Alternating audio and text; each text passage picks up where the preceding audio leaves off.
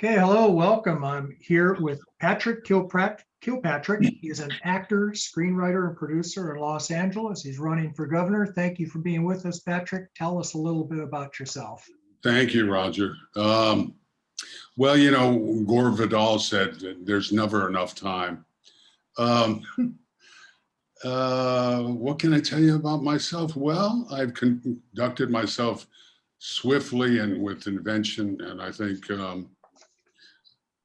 abandonment in acting, writing, directing, producing, screenwriting, film finance the world over. I've been a teacher for hundreds and hundreds of entertainment professionals. I'm a father of two fine young men that I've raised in the company of my ex-wife and myself. Neither one of them has any student debt. I have a film production company that specializes in consulting with people in film and media throughout the world. Our clients are all happy. We've made money for everybody in the film and media business and in the real estate business.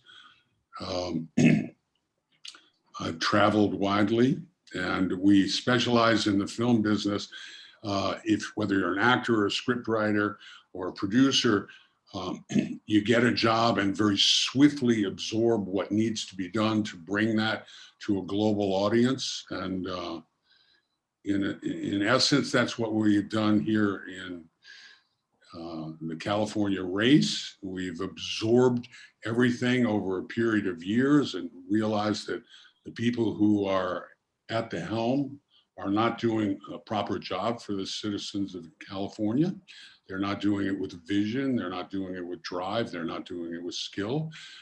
They're not taking their production to the people, and it's not being well received. And that's what we do in the movie business and the media business. That's what you do in any human endeavor. If you're a doctor, you learn your skill and you take it and you perform miracles and save lives. And that's what we're here to do. Okay, great. And have fun while we're doing it, and do life with a certain amount of joy, and meeting the challenges of life with joy and humor and vision and drive and skill. Isn't that really the essence of human endeavor? Okay, well, thank you for that.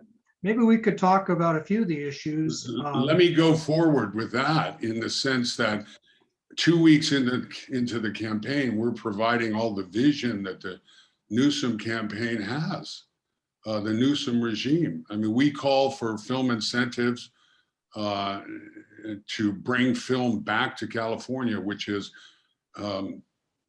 almost criminally negligently been driven from the state. And on July 16th, we call for a 25% cash rebate to any vetted projects. And on July 21st, they follow up with $330 million in film incentives to the film business after neglecting it for decades. And after personally Newsom neglecting it for 2 years of his governorship. We call for preferential water rates for organic farmers on July 16th, and for humane animal food production, which is just common sense and decency. And a couple of days later, he calls for a humane hog production initiative. The guy can't come up with a visionary idea to solve any issue. And so he's reading our candidate statement to affect his popularity and to provide. I don't think the people are fooled by it. If you do nothing for a couple of years, all of a sudden you're plucking, cherry picking ideas. Admittedly, this is a time-honored politician device. Do nothing until the race is really in jeopardy.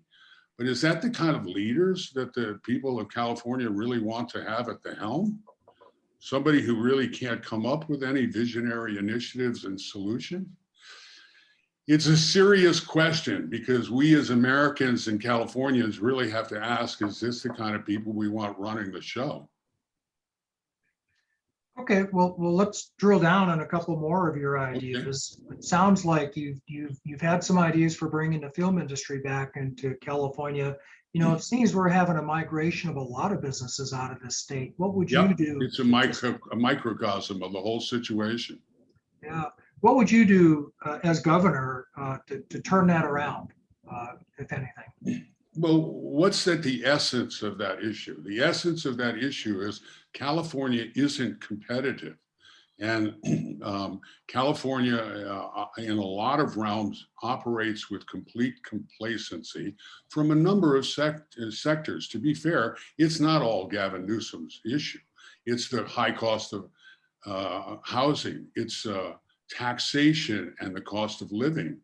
It's it's a it's a high-priced union specialization cost. It's a whole slew of issues. So the whole thing has to be dealt with as a synergistic ball. I think what it takes is all of us rolling up our sleeves and getting to work to make California the beautiful, prosperous, and peaceful place that it needs to be. Rather than operating from self-interest, which is really what people are operating from.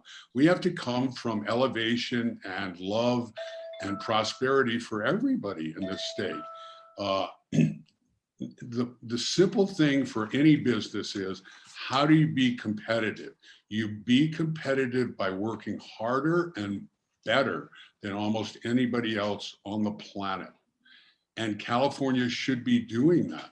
You have to work well, and you have to work very, very hard to achieve your goals in any field, whether it's medicine, fire prevention, police reform, equal justice before the law. You have to, it's challenging to be the best. It's challenging to even be competitive. California is not doing that across the board. We have great sunny weather. We don't have really visionary leaders. We don't have people who know how to run a business, it appears. We don't have people who operate except from anything of complacency. And look, it's about listening. I don't come up with the good ideas that I have by being a dictator at either my film company or in any endeavor. I listen to people, and then you come up with solutions. That's what we do. We solve problems. And you have to do 20 or 30 a day, 100 a day. Failure isn't an option. Coming up with a poor product is not an option. You're not going to succeed. At the same time, you have to love your families and take care of everybody that's in your circle. And you have to do all these things simultaneously. And you have to have a relationship with the larger universe in the world. Um, I'm really proud of the team that I work with. I've got wonderful, gifted people. And sometimes their gifts aren't necessarily right on the surface, but everybody's got some value, and all Californians need to come together to do this. That's why our campaign, it's not about parties, it's about brilliant ideas authentically carried out and executed by people together to make it work.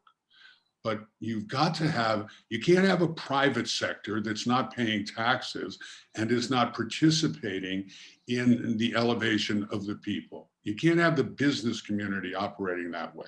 You can't have government that doesn't have vision and only is operating from complacency. You can't have citizens that aren't willing to roll up their sleeves, and I think our citizens are, to go forward. You can't have our spiritual organizations functioning in a situation that is from self-interest and not the elevation of our people. So it's a team sport, folks.